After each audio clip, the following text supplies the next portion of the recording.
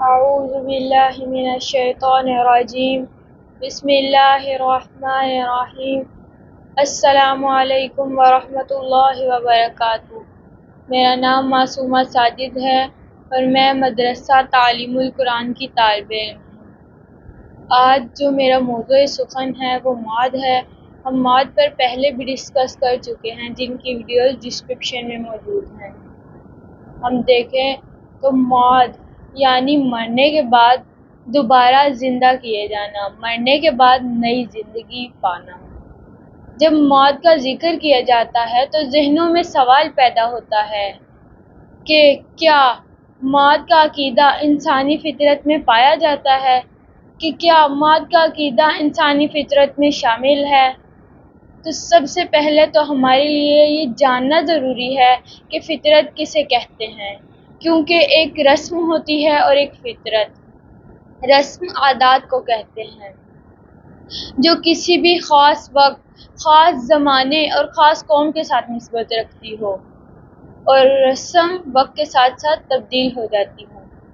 اور فطرت اسے کہتے ہیں کہ جو ہر وقت، ہر زمانے اور ہر قوم کے ساتھ نسبت رکھتی ہو، فطرت انسانوں میں پائی جاتی ہو، اور فطرت کبھی بھی تبدیل نہیں ہوتی۔ یعنی قیامت کا عقیدہ ہماری فطرت میں شامل ہے، موت کا عقیدہ ہماری فطرت میں پایا جاتا ہے۔ تو اس کی سب سے پہلی دلیل یہ ہے کہ انسان بقا کے ساتھ عشق رکھتا ہے، یعنی انسان یہ چاہتا ہے کہ ہم ہمیشہ زندہ رہیں۔ اگر اللہ تعالیٰ نے ہمیں ختم کرنے کے لیے پیدا کیا ہوتا، فنا کرنے کے لیے پیدا کیا ہوتا، تو آج ہر انسان فنا اور نابودی سے عشق رکھتا۔ تو ہم دیکھتے ہیں کہ انسان چاہتا ہے کہ وہ ہمیشہ زندہ رہے، انسان ہمیشہ رہنے کے ساتھ عشق کرتا ہے، بقا کے ساتھ عشق کرتا ہے۔ تو اس کا مطلب یہ ہے کہ انسان سوچتا ہے کہ ہم نے ختم ہونے کے لیے خلق نہیں کیا، اللہ تعالیٰ نے ہمیں فنا ہونے کے لیے خلق نہیں کیا، بلکہ ہمیں ہمیشہ رہنے کے لیے خلق کیا ہے، ہمیں بقا کے لیے خلق کیا ہے۔ تو اس سے یہ بات ثابت ہو جاتی ہے کہ موت کا عقیدہ ہماری فطرت میں پایا جاتا ہے، قیامت کا عقیدہ ہماری فطرت میں شامل ہے۔ تو اس کی دوسری دلیل بیان کرتی چلوں کہ جیسے تاریخ کہتی ہے کہ ہر قوم میں مرنے کے بعد نئی زندگی کا عقیدہ پایا جاتا ہے۔ جیسے قدیمی دور ہو گئے، قدیمی دوروں میں یہ حتیٰ کہ جب تاریخ لکھی ہی نہیں جاتی تھی تب سے انسانوں میں نئی زندگی کا عقیدہ پایا جاتا ہے،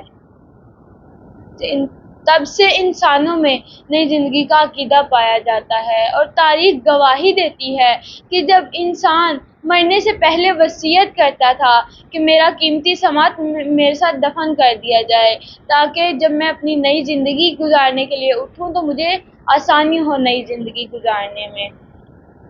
اور ہم دیکھتے ہیں کہ آج کے دور میں ہر ایک مختلف قوموں میں نئی زندگی کا عقیدہ پایا جاتا ہے۔ جیسے ہندو ہو گئے، سکھ ہو گئے، عیسائی ہو گئے، یہودی ہو گئے اور مسلمان ہو گئے۔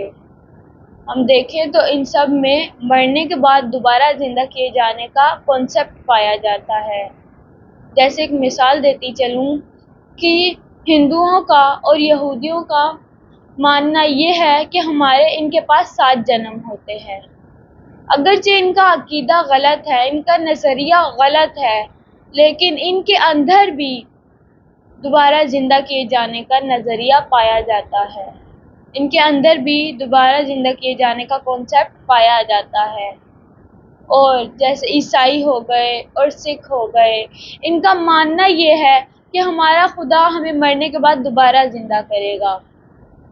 اور ہم مسلمان، اور ہمارا عقیدہ یہ ہے کہ ہمارے پروردگار نے ہمیں بے مقصد خلق نہیں کیا، بے ہدف خلق نہیں کیا، بیکار خلق نہیں کیا، بلکہ اس پروردگار نے ہمیں اس لیے خلق کیا ہے کہ ایک دن ایسا ضرور آئے گا کہ ہمارے چھوٹے سے چھوٹے اور بڑے سے بڑے اعمال کی جزا و سزا ملے گی۔ ایک دن ایسا ضرور آئے گا کہ انسانوں سے حساب و کتاب ہوگا۔